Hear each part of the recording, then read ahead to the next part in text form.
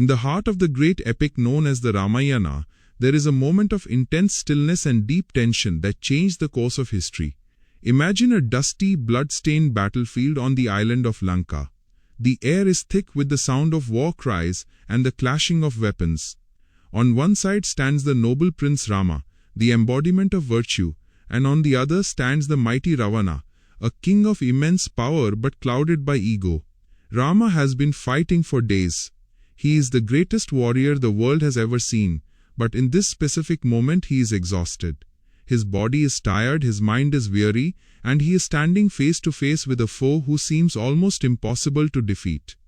It is at this exact moment, when the hero is at his lowest point, that a great sage named Agastya appears. Agastya is not a soldier, but he carries a wisdom that is more powerful than any arrow. He sees Rama's fatigue and knows that what Rama needs is not just physical strength, but a connection to the source of all energy in the universe. He approaches Rama and whispers a secret that has been preserved for ages. This secret is the Aditya Hridayam Stotra. The word Aditya refers to the sun, and Hriday means the heart. So this is the secret of the heart of the sun.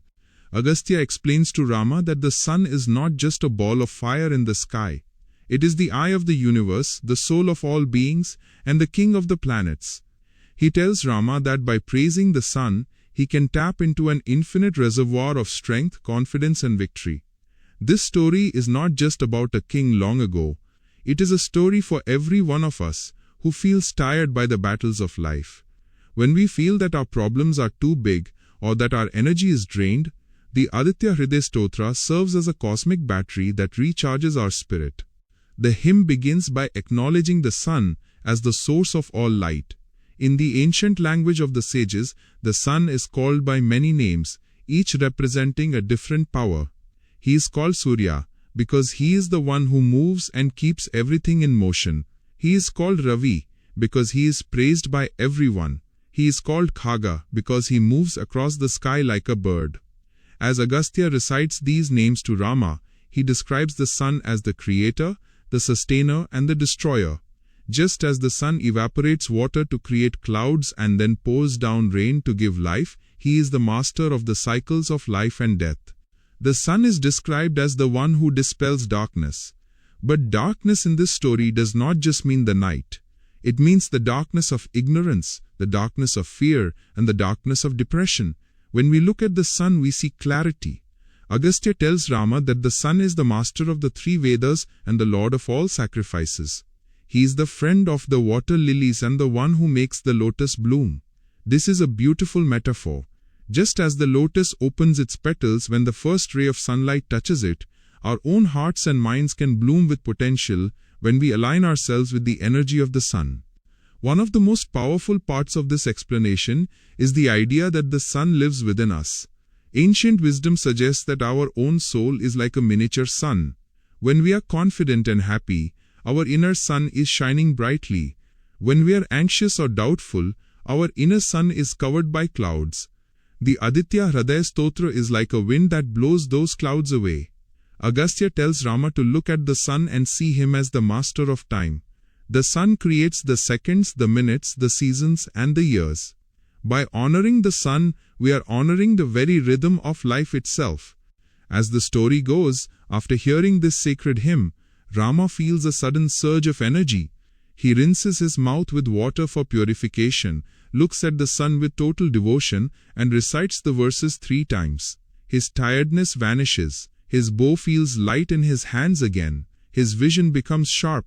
He sees Ravana not as an invincible giant, but as a challenge that he is now fully equipped to meet. This transformation is the core promise of the Aditya Hridayam Stotra. It is the promise of victory over obstacles, both outside and inside ourselves.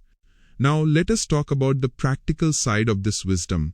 How can we use the energy of the sun in our daily lives today? The sages have provided us with many remedies and practices that act as a bridge between us and the solar energy.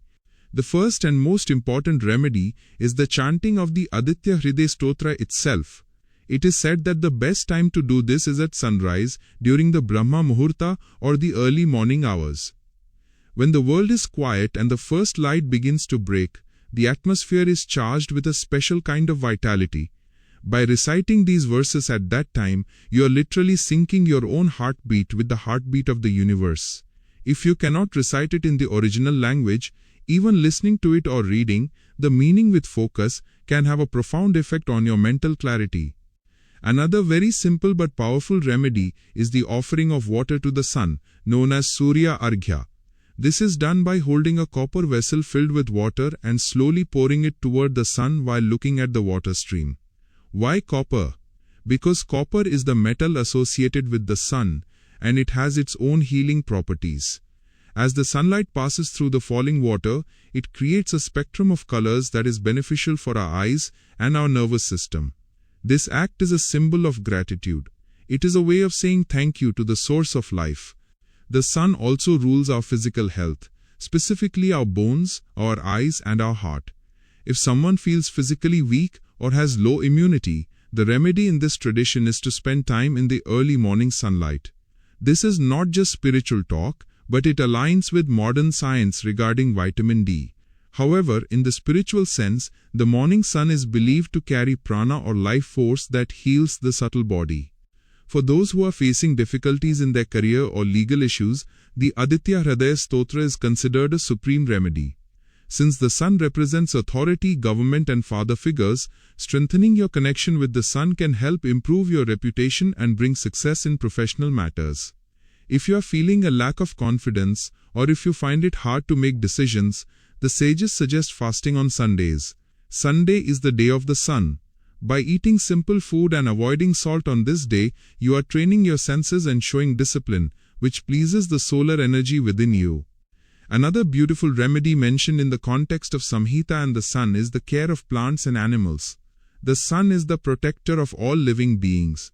Feeding birds, especially wheat, which is the grain of the sun, is a way to harmonize with this energy. It is believed that when we help the creatures that the sun sustains, we receive a portion of that divine grace. In your home, you can keep the east direction clean and open. Since the sun rises in the east, this direction is the gateway for positive energy. If the east part of your house is cluttered or dark, it can lead to a feeling of stagnation. By keeping it bright and airy, you are inviting the solar blessings into your living space. The story of the Aditya Hridayam Stotra is a reminder that we are never truly alone in our struggles. Just as Agastya appeared for Rama, this wisdom appears for us whenever we are ready to receive it. It tells us that power is not something we have to create from scratch, but something we have to tap into. The sun shines for everyone, regardless of who they are. It does not judge and it does not hold back its light. When you practice these remedies, the most important ingredient is your intention. If you chant the verses with the feeling that you are becoming stronger and more radiant, that is exactly what will happen. It is a psychological and spiritual reset. It helps you move from a state of victimhood to a state of leadership. In the modern world, we often deal with what people call burnout. We work too hard, we sleep too little, and we worry too much. The Aditya Hridayam Stotra is the ancient answer to burnout. It reminds us to stop, look up at the great light in the sky, and realize that we are part of something magnificent. It teaches us to be like the sun, to show up every day, to do our duty without expecting anything in return, and to be a source of warmth for others. So the next time you feel overwhelmed by your responsibilities or your enemies, remember the battlefield of Lanka. Remember the weary Rama and the wise Agastya. Take a deep breath, offer a bit of water to the light, and let the heart of the sun fill you with courage. You have the strength of 1,000 suns within you, waiting to be awakened.